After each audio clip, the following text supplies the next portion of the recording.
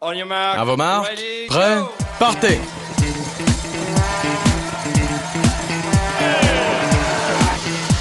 Comme chaque année, plusieurs milliers de passionnés venus de toute l'Europe se retrouvent en France au mois de mai pour participer à un tournoi un peu particulier où les champions qui s'affrontent sur la table de jeu ne sont pas humains.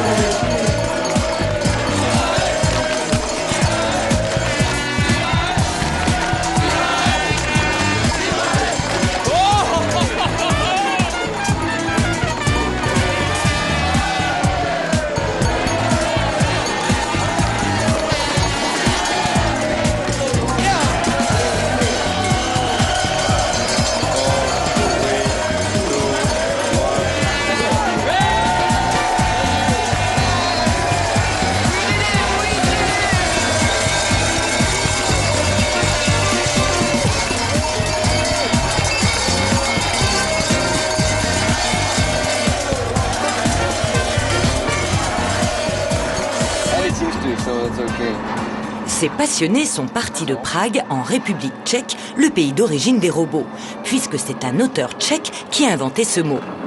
Pendant ce long voyage, ils finissent de régler leur créature qui occupe comme il se doit la place d'un passager.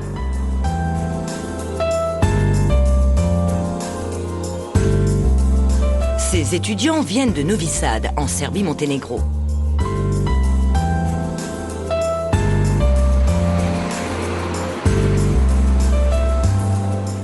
Tous ces fondus de robotique viennent de Finlande, Irlande, Suisse, Belgique, Autriche, Allemagne, Espagne, Pays-Bas, Slovaquie, Hongrie, Italie, Norvège, Danemark, mais aussi Algérie, Canada, Iran, Koweït et bien sûr France. À la nuit tombée, les Serbes arrivent à la Ferté-Bernard, une ville du centre-ouest de la France qui accueille cette compétition de robots. Nous avons fait environ 2000 km. C'est un long trajet pour venir de Serbie.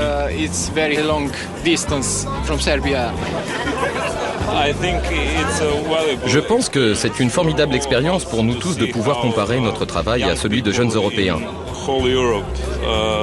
Je pense que ce sera très utile pour notre future carrière.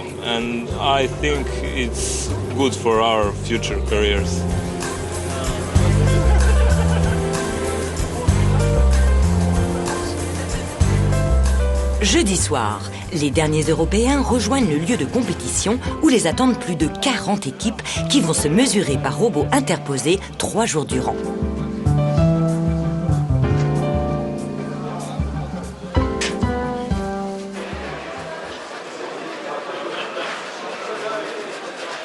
Au petit matin, les stands reviennent doucement à la vie, alors que certains ont déjà les mains dans le cambouis. Bonjour, on n'a que 5 minutes pour travailler. Alors on y va, désolé.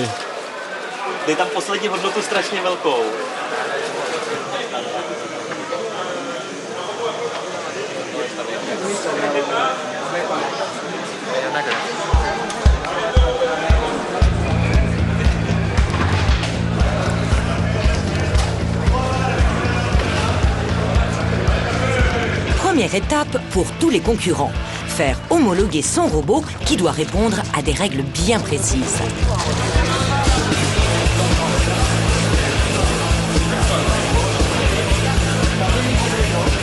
Sur une table de jeu, ils doivent démontrer la capacité de leur robot à participer à un tournoi taillé à leur mesure, face aux arbitres de Planète Science qui viennent de tous les pays participants.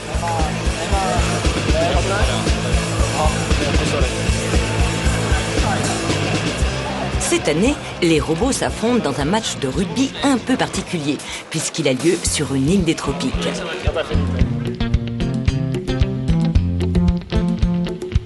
Il s'agit pour eux de ramasser 8 noix de coco tombées sur la plage ou de les cueillir dans 2 palmiers qui en contiennent 3 chacun.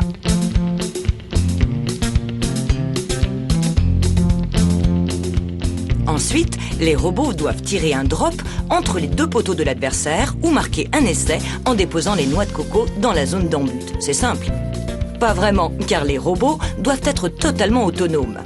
De plus, une noix de coco déposée dans la zone d'embut peut être remise en jeu par le robot adverse ou son robot secondaire.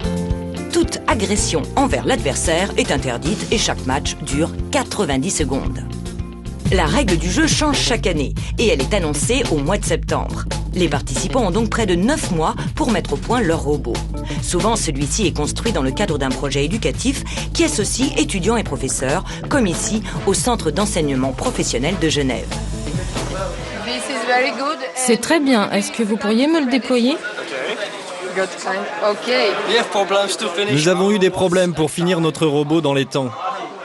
On est arrivé très tard hier soir et on n'a pas eu un moment depuis. C'est parfait. Vous me comprenez? Je suis de Serbie et de temps en temps je parle en serbe. Short Circuit, une des autres équipes tchèques, remplit la fiche d'identité de son robot, alors que Jennifer, la capitaine de l'équipe suisse, répond à des questions bizarres. Alors, est-ce que votre robot a des éléments de produits corrosifs, pyrotechniques ou des éjections liquides? Pas du tout. Ok. Est-ce que vous avez des éléments de communication sur le robot pour, Non. Il communique juste par internet avec... Vous n'avez rien pour le débugage ou des choses comme ça? Ok. Est-ce que vous avez bien un timer pour s'arrêter à 90 secondes? D'une minute 30. Ah, d'accord. Est-ce que vous avez des systèmes pneumatiques intégrés? Un laser? Non plus. Et est-ce que votre robot s'accroche sur le terrain ou Non, pas du tout. des ventouses? Il est libre. Ok. Bah merci. Et oui, la sécurité avant tout. À vos marques, prêts, partez. Et voici l'équipe hollandaise des Bursting Balloons avec un robot qui a l'air de bien fonctionner.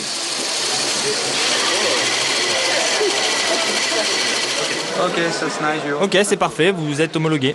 Bonne chance pour le reste de la compétition. Thank you. Vous pensez avoir une chance de gagner? Des chances de gagner un robot? C'est un peu optimiste, car il y a toujours des équipes françaises qui sont très très fortes. Mais on verra. L'an dernier, on a fini 4e. On va essayer de s'améliorer, mais nous avons besoin de beaucoup de chance.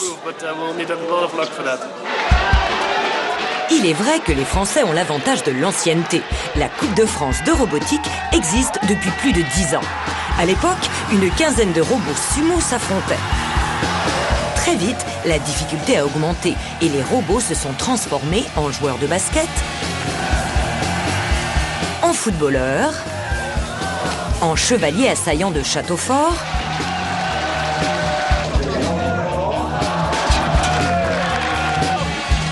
en tireurs de fêtes foraines,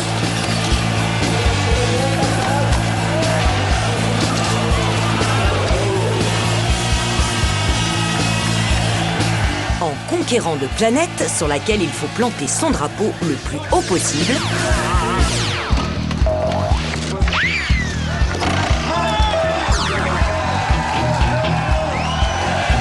en joueur de billard aérien avec un robot doté d'un laser télémétrique,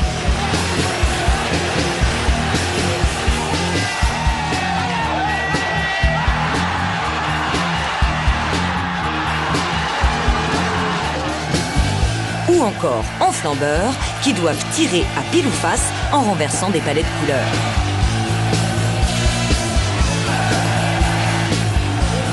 La compétition est devenue européenne sous le nom d'Eurobo en 1998.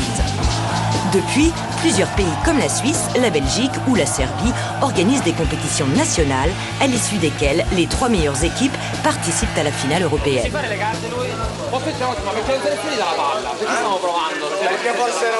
Retour en 2004, où les étudiants de l'université de Catane en Italie s'agitent beaucoup plus que leur robot qui peine à éjecter sa balle. Et vous pensez, vous aussi, avoir une chance de gagner avec celui-là? Spero, sì, vinceremo. Vinciamo no, Italia. Italia. No, Italia. Un minuto. Girati. Donc. Italia 1.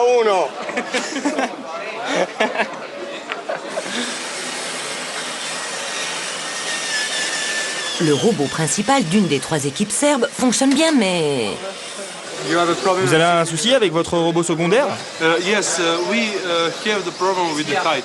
Oui, on a un problème de hauteur. Nous avons demandé à un arbitre, car on a besoin de travailler un peu plus sur le petit robot, et on nous a dit que nous n'avions pas besoin du robot secondaire pour l'homologation. Bon, vous êtes homologué, mais sans le robot secondaire. Quand vous serez prêt, demandez à un arbitre de le mesurer de nouveau.